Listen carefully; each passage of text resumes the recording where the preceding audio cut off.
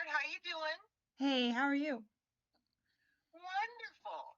Did you watch another movie? Yes, I did. Ooh, what'd you see? Adaptation, which is Oh, so you did watch Adaptation. I've never seen it. What's it about? okay. So you do know the book The Orchid Thief? No. Okay, it's a real book that the real screenwriter was hired to adapt. If the movie is not leading me astray here, the book is about this reporter who went down to interview this orchid thief in Miami, a real life person, and he I think I know who that person is. not that guy. Because he would go in there and steal all the ghost orchids because they were so freaking rare. These fanatical collectors. This is about ghost orchids. This is exactly the same. And so when they're talking about that subculture, I'm like, I know. I thought about that guy that you know. I knew him No, personally. no, no, no, no. I know you knew him personally. I guess we should read the I Orchid Thief. guess I guess we both. I mean, my mom and I should both read it because I honestly he was doing this before anyone was doing this. Before anyone even thought about fanatical collecting of orchids, before it got, the pastime of the uber wealthy. It, it he was like the front lines of orchid thievery. So he laid down probably the techniques, wrote the book, or at least the clip notes, the proper way to steal an orchid without being caught by fanatical game rangers who really want to hang you. The guy that in the books called LaRoche, and he was a very wild character. It really sounds like my friend because he was so eccentric and unique human. He's like, he was one of a kind. Yeah, he was caught in a sense, but there was like a lot of legal. He had done it in a certain way that it was hard for them to prosecute him. Right.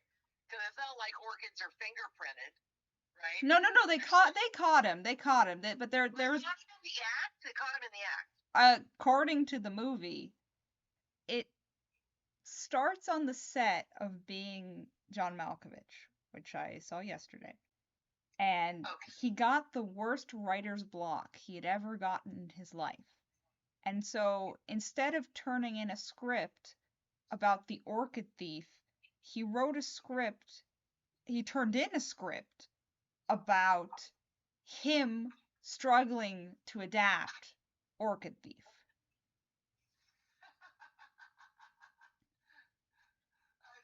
Did you relate at all? It was it was the most relatable movie I think I've ever watched.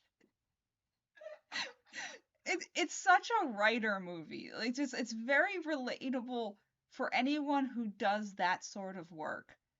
It was just all about the pain and suffering and shame and frustration associated with just not getting it to work. Everyone's in this movie.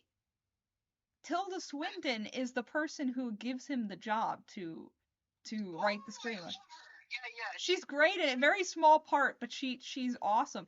And the the author of the book, Who? Meryl Streep. Oh my gosh. Oh God. Oh my God. They got her for this? Again, That's everyone is in this fantastic. movie, Mom. Nicolas Cage plays him in the movie Oh, cool. Okay. in a really wild, like, very different performance than you're used to seeing. Like he did an amazing job. They're just the mannerisms. It was great, and he also plays his fictitious twin brother, which he doesn't have in real life, but in the movie he has a twin brother, also played by um uh Nicolas Cage. Right. And he's trying to adapt this, and in the background his twin brother has decided to give screenwriting a shot and is taking screenwriting classes with McGee, a real life screenwriting coach guy, and he's making a script with all the standard cliches and like a traditional movie, while Right. this is all happening in the background, while Kaufman, the actual screenwriter, is attempting to adapt The Orchid Thief, which The Orchid Thief does not have a traditional structure. And halfway through the film, when he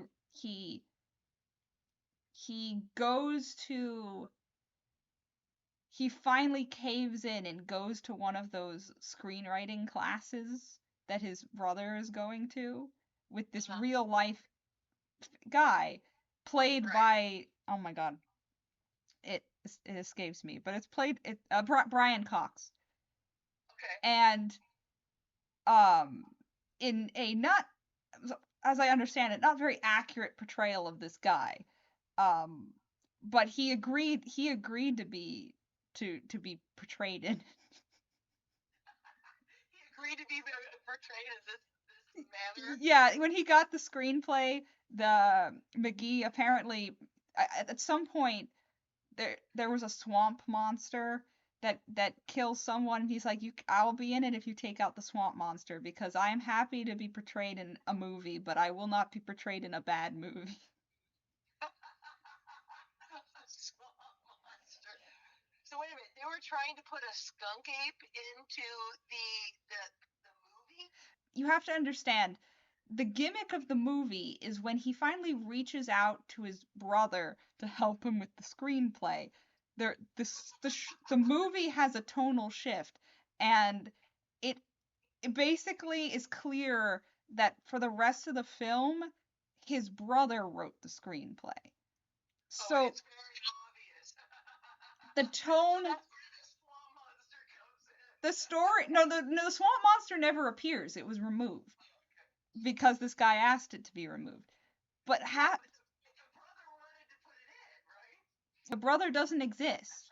Remember, Oh, he doesn't have a brother. The brother is right, right, fictitious. This right, is such right. a hard story to explain. The movie's tone changes, and it becomes like there's car chases and drugs and sex and all sorts of things in the latter half, and it becomes very exciting and crazy and like nuts in the like and it's pretty clear that his brother influenced the second half. In fact, Right. so much Yeah. so Right. that in the credits, the story is credited as being written by both um, Charlie and Donald Kaufman. Donald doesn't exist; that's his twin brother. But in the credits, it claims that he is. It's a fictitious person, and in the Oscars, when they were nominated for best adapted screenplay, which is hilarious because this is barely an adaptation of Orchid Thief. Right. The they told him that he'd have to share his award if he won with his twin brother. That's when they find out he doesn't actually have one. That's glorious. That's glorious.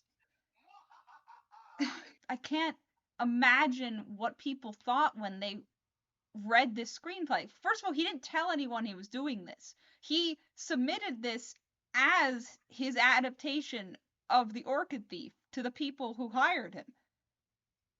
Apparently nobody read the Orchid Thief. No, no, no.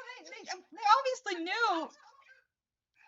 No, but it's very blatantly about him adapting it. But they read it, and they're like, they got it made.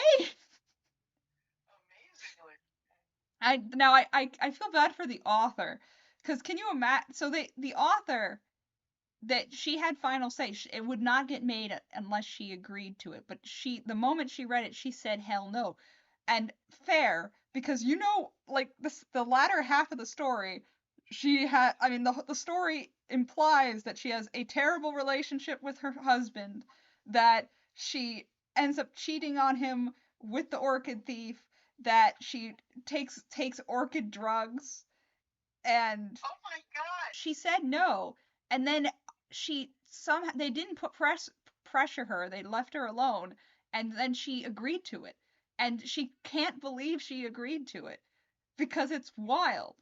And she thought it was going to destroy her career. And the screenwriter thought it was going to destroy his career. And quite the opposite.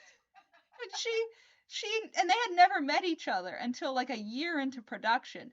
And she was like, I feel very embarrassed. And he's like, not as much as I feel embarrassed. And they basically ran away from each other.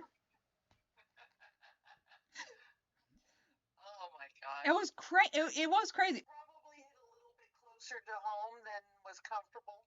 It hit very close to home, yeah. And then even the subject matter of the orchid thief, I was like, it was like, oh yes, I know about that. That's just so amazing. Yeah. I think I need to read that book because that's gonna, yeah. You knew someone who did that. And I probably around that time period, because that book came out in the mid 90s, I think, or before then. So, okay, then I knew the guy before that. So yeah, yeah, I know the guy that probably trained that guy to do this because he was doing it in the 80s. right, he was. Yeah. Oh, small world. Say that almost every day. Small world. Small world.